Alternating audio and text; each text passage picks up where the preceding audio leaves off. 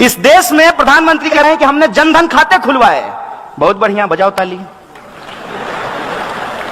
और खाते जब खुलवाए तो 500-500 रुपया आपसे डलवाए। और देश का पॉपुलेशन प्रधानमंत्री हमेशा बोलते रहते हैं, क्या कहते हैं? 125 करोड़। अरे 125 करोड़ में से 50 करोड़ भी यदि खाता खुला तो 50 करोड़ गुना 500 रुपया कितना हुआ? जोड़ते रहिए, सुन्ना डालते रहिए।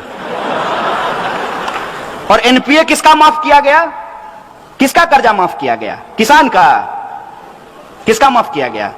अंबानी जी का। कितना कर्जा माफ हुआ है सोच के बताइए। उसका फिगर आपको पता है? आपको घर में जितना कमरा होगा सब में भी रखिएगा तब भी जो है बाहर रह जाएगा। 3,16,500 करोड़ रुपया कर्जा माफ किया गया है। और 3 लाख रुपया मोदी जी किससे मांग रहे हैं? आरबीआई से। और नहीं दिया तो पटेल जी को क्या बोले? ओके टाटा बाय बाय सायोनारा। 3 लाख करोड़। और 3 लाख करोड़ का एक और रहस्य तिलिस्म है, उसको भी समझ लीजिए। जब नोटबंदी की गई तब प्रधानमंत्री ने लाल किले से कहा, बेहतरीन झूठ बोलते हैं लेकिन सामने से देखिएगा ना आपका दिल कहेगा कि कुछ भी हो इस बंदे को तो झूठ बोलने के लिए ऑस्कर मिलना चाहिए। माइक पे खड़ा होकर के उन्होंने कहा कि नोटबंदी के बाद 3 लाख करोड़ रुपया काला धन वापस आया है। तो 3 लाख करोड़ अगर काला धन वापस आया है, लॉजिक लगाइएगा, हम मोदी जी का विरोध नहीं कर रहे हैं, अपना तर्क इस्तेमाल कीजिएगा। तो मेट्रो बनाने के लिए 1 लाख करोड़ जापान से कर्जा लेने की जरूरत है?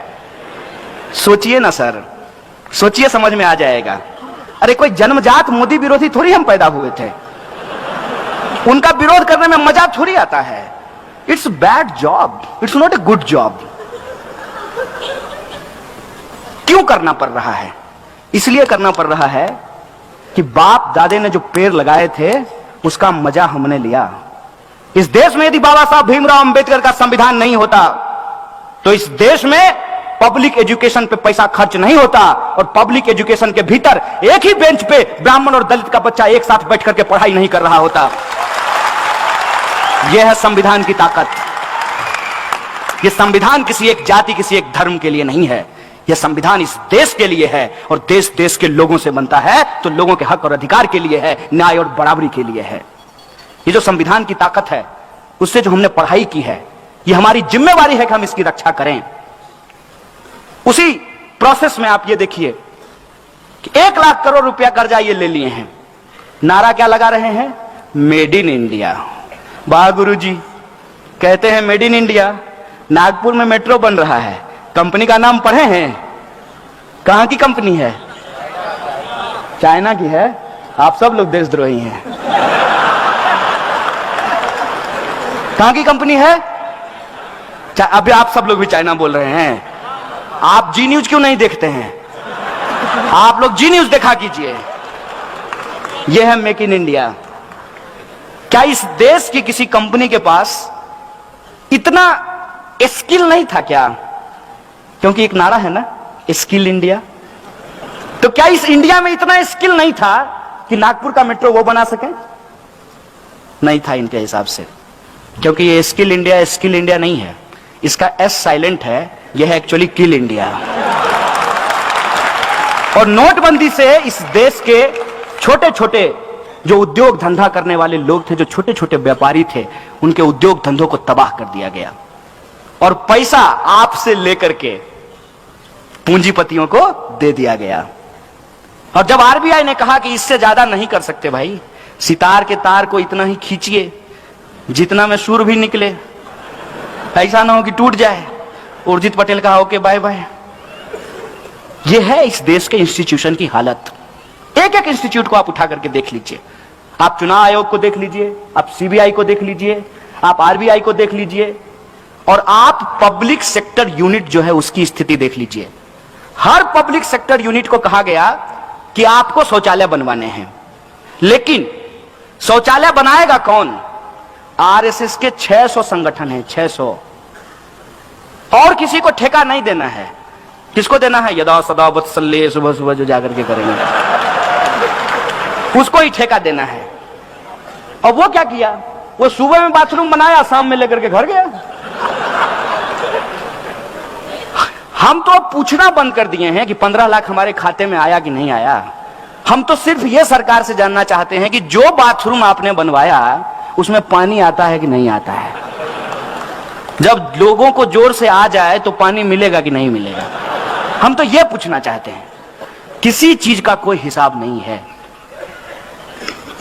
और भावनात्मक बातें, जैसे गांधी जी का चश्मा स्वच्छ भारत के पोस्टर पे लगा दिया है। ऐसा लगता है कि गांधी से कोई उसका चश्मा छीन करके सावरकर के सर पे लगा दिया हो। मैं कैसे महसूस करते होंगे आप कल्पना कीजिए।